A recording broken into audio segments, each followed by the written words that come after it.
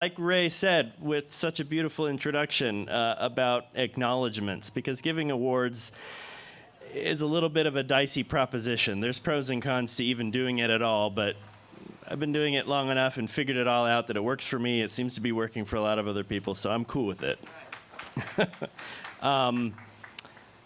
Part of the beauty of it is getting to meet great new people that I've never met before or experienced directly, and that's, I think, my biggest thought for today as I was preparing to be here is when I started doing this in 2007, if we move back a little further to 2005, starting the Ojai Peace Coalition in the first place, I was 25 in 2005. And so I was looking to build a community of peacemakers and peace builders that I believed existed, but I wasn't looking to create a community of peers so much as at that time I needed a community of mentors, which is what I found and what I built. And so I appreciate everybody that's been remotely part of that effort in all that time, which continues. I continue to find new mentors and new amazing people doing great work. And so like Ray said, it's about an acknowledgement. Giving an award is about, in part, just shining a light. This cool thing is happening right now. Let's look at this for a minute. This cool thing is happening right now.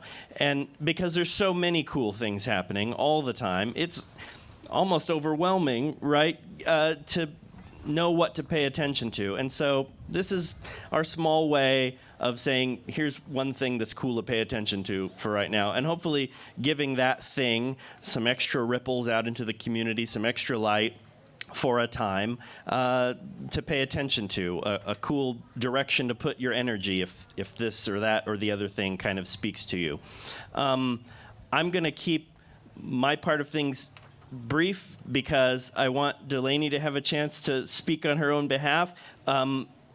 Before I do that, if I can get any past Nobel Peace Prize honorees that happen to be with us to come on up and just be with us, I think that would be super awesome.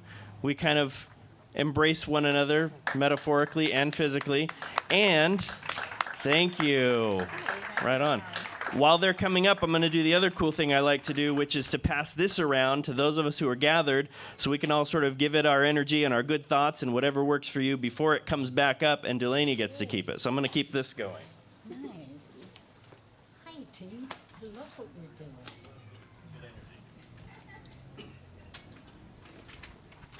Thank you all so much for indulging me, basically. All right, so again, the Cliff Notes version, so Dulanie can speak on her own behalf. Dulanie is here with us now primarily as a filmmaker, tackling important issues. So some of the things that she has made documentary films about include the recovering HIV/AIDS community, racial diversity, lots of different things having to do with the environment, farmland protection, the need and development of farm worker housing in Ventura County, keeping it local, the role of consumers, policymakers, and farmers in the environmental stewardship of agriculture. And the most recent, right, is the ground operations, the most recent? Ground operations, battlefields to farm fields, the compelling story of combat veterans who are being called to the land. At a time when America is facing the loss of half of our farmers and the challenges of climate change, veterans are stepping up to strengthen our food security, one regenerative farm and ranch at a time. So, in the title of this award, Nobel Peace Prize, which is obviously cutesy, but I love to focus on the word noble, because what is noble about this effort to me, and the efforts for which we have awarded the prize in the past, is in tackling issues that are enormous, in tackling issues that are of enormous importance, and often of great discomfort, disinformation, inconvenience. And so this year, in my mind, filmmaking and documentary filmmaking about these issues, I feel like that's an enormous challenge and enormously important thing to do to bring those issues to light in a way that's responsible, that helps to clarify them in the muddled minds of persons like myself who struggle to make sense of these complex issues. And so I'm so happy to be giving you this award this year for this important work that you do. Thank you. I want Dulanie to get a ginormous round of applause and speak, and if that can make its way up here slowly, that'd be cool. Hi, team. Well, you know, when I started, I did 15 years in Hollywood making feature films, and it was a lot of fun, and I made good money, and it was a great thing to do as a younger woman when all those external things really mattered to me. And then as I moved up, you know, as I was in Ojai, my husband and I had our first child when I was 43. And so my Hollywood film career came to a skidding halt. And then once she was 5 and launched into school, I teamed up with a couple of guys, I call them the Bobs, Robert Hudson and Bobby Houston, who some of you may have known, who lived out on the East End, and they were making their first film about guys coming back from death's door with HIV because the protease inhibitors were out and people were making a comeback. So I worked with the Bobs for 5 years, and we made films about people living with HIV and how they were coming back, but we did it in fun ways. We did it in a sailing race that a team of guys entered, and then we did it on a whitewater rafting trip with teenagers who were living with HIV, and we made racial diversity films for the Teaching Tolerance program of the Southern Poverty Law Center. And the last film that I worked with them on, the Rosa Parks, Mighty Times, The Legacy of Rosa Parks, was nominated for an Academy Award. So I thought, well, that's a perfect time to leave on a high note and start my own film company. And I did that because I had so fallen in love with the farmland on all that driving back and forth to LA on films and stuff. And I kept thinking, who's going to save this? You know, LA's knocking on the door. How are we going to keep this farmland? Who's going to go into those kitchens and find out what it's going to take? And then 20 years later, it was me. And I was that person going into farmhouses and talking to people about what it was going to take. And I joined this committee called the Ag Futures Alliance, and it was 20 people, and you had to commit to 3 years to even be on the committee, and work on, you know, papers and problems. And the whole idea was, how the heck are we going to keep agriculture alive in Ventura County in perpetuity?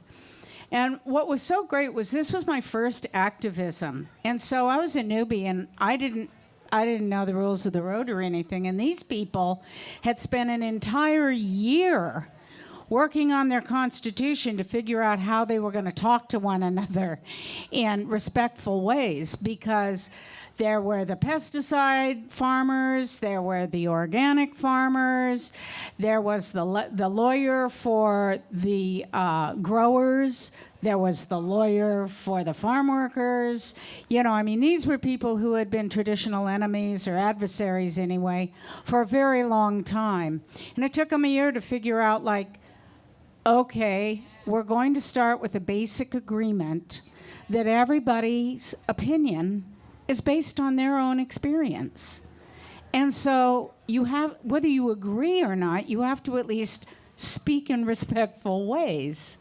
And I think that that's something that is clearly what we're lacking today and would benefit to learn from. And so, but for me, it was just a great way to say, okay, I've got to really listen to people who I am sort of diametrically opposed to how they're doing things. And so that was a really good start for me. And the great thing about being a documentary filmmaker is that if you're one of those perpetual students of life, as I am, it was like a legitimate reason to be able to go out and talk to people who wouldn't have any other reason to talk to you, and find out their stories and find out their perspectives and all of that. And when I first started out, my film company was called Point of View Films. And the president of the Farm Bureau came up to me at one point and said, you know, I love that you call yourself Point of View Films, because as far as I can see, you don't have a point of view. you come really objective to this quest for information. So I took that as a high compliment and worked on these ag films for Ventura County for some time. And then that led into me meeting the people who were working with veterans, just starting to recognize that the need for a whole new generation of farmers and the need for combat vets coming back from the war for meaningful work and soul restoration, that these two very diverse problems had a common solution. And so my work with ground operations was about 8 years long. And, it's easy to think, oh, those soldiers, they're just about war and everything. No, they go in for a lot of different reasons. And I thought they were just sort of the sheep, following what the orders were. And I found them to be completely different than I thought. They're just visionary people. They're extraordinarily capable. They just don't let obstacles get in their way, and they've taken on our food security. So for me, what I have found through my career in documentary filmmaking is that if you listen, everybody has a story. And it's worth gathering the stories and becoming a better listener than you are a talker, which is always a challenge for me. But through that, I have found that you can love all kinds of people, whether you agree with what they think or not. And so I encourage you all to think about some way of either doing service, whether it's tutoring a student, or anything you might choose to do, and choose to do it with somebody that isn't your likely first choice. It reminds me of the film of Gandhi, and I'll end with this, that in the movie years ago of Gandhi, the Muslims and the Hindus were fighting, and lots of war and killing and massacres and back and forth for India's future. And the man comes up and says, "What do I do? The Muslims, they killed my child." And, he's a Hindu man. And he says, "Then I tell you that what you can do is adopt a Muslim child and raise him as a Muslim." And I thought, whoa, that takes some inner strength. And so I say, look for where you might least likely serve and dig in. Thank you.